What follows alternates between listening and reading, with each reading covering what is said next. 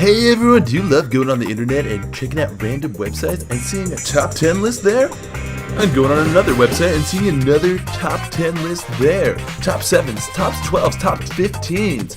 They're all there. The internet has been dumbed down by these ridiculous lists. It's not a new phenomenon, but it has taken hold in the last 3-4 years. And here it is, my top 10 list for the reason why I hate top 10 lists. Let's start with number 10. Hey everyone, how's it going? Puntastic77 here, coming to you with some Team Fortress 2. I'm sorry, this is not a top 10 list. I think it would be very hypocritical of me to make a top 10 list if I'm going to be talking about why I dislike top 10 lists or top whatever lists on the internet. The game is Team Fortress 2 because it's Team Fortress Tuesdays, as I've kind of coined the term. I'm playing as the soldier on Barn Blitz. Definitely one of my favorite maps in the game, playing as one of my favorite classes in the game. Just an all-around good time, and I thought I'd bring you all this gameplay just because, I'm going to be talking about something that really gets under my skin when I go online, and that is top 10 lists. Now, you're probably asking yourself, like, what's the big deal? Some of them are really funny, BuzzFeed is hilarious, blah, blah, but it's kind of transitioned into this thing that I call the lazy internet, and I really want to talk about that in today's, topic for today. So, BuzzFeed obviously wasn't the first thing or entity to do top 10 lists.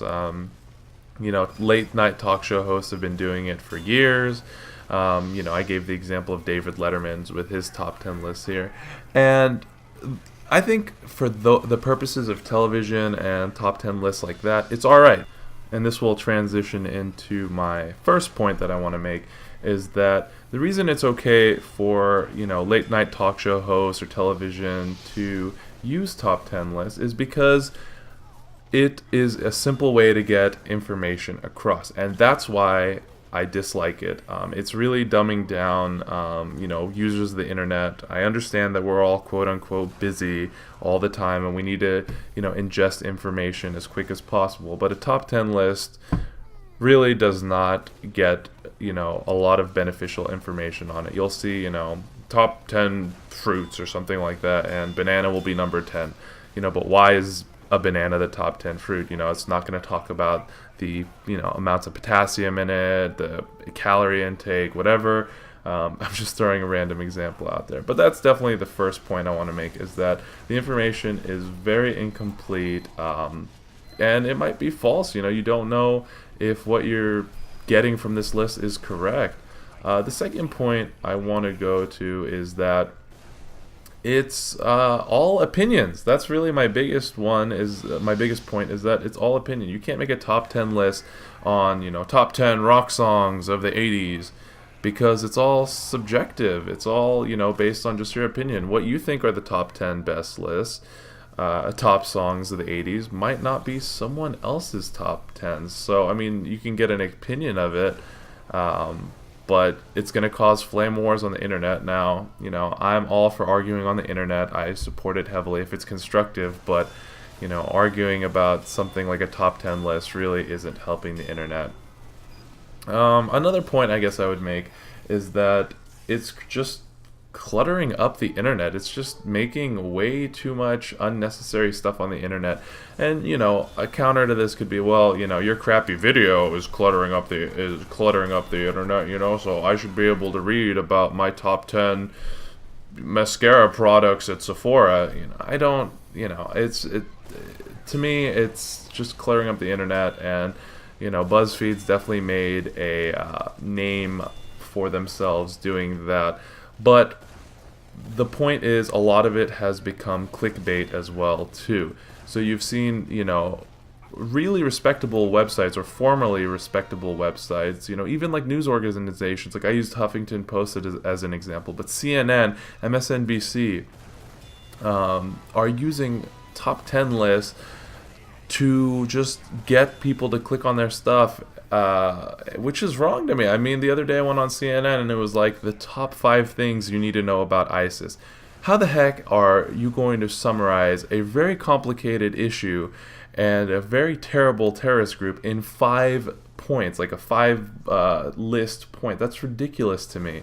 Especially on a news website like CNN. Come on, CNN. Like, you're supposed to be way more in-depth and expansive than a top 5 list for ISIS. Come on.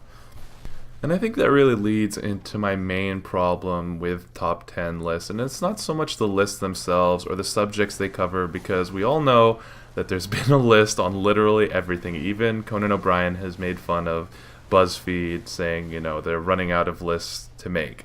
But the main problem I think I have with these lists is that it's turning into this clickbait frenzy. Now, if you don't know what clickbait means, basically what it is that, you know, online websites, you know, will pay their writers, if it's a journalism website or whatever, based on the number of clicks that they get or the number of people clicking onto their page to read it. So knowing this, authors and journalists or whoever is putting up content will put up false advertising just to get them to go to their content. And it might be loosely related to what they're actually talking about in the article, but still, I think clickbait is the real problem. I think the main thing is you're not getting the most of what you're asking for, what you're clicking on. Now, you know, it could be 10, 15 seconds for you to waste a click on something and see, you know, that's not what I wanted to click on, or that's not what I was looking for in a Google search. But the thing is these things add up over the days, over the weeks, over the years. You know, there's going to be more web pages created that create this false narrative, these false promises on there. And top 10 lists are, you know, just another reason why the internet is turning into this commodified product that's just trying to get as much profit as possible. Now, you know, I'm a huge capitalist. I understand how the markets work, and I understand, you know, marketing and all that kind of stuff.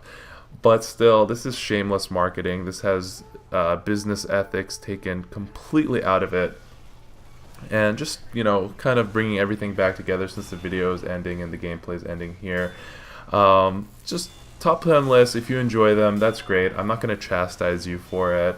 But just understand that by supporting, you know, these websites like BuzzFeed and even Huffington Post and even CNN's articles like this, you're dumbing down the internet. You're not getting the full potential of what you can get, and you're making the authors lazy. You're making the people putting out this content very lazy. But thank you all for watching so much. If you enjoyed this video and this topic, let me know, and thank you all for watching.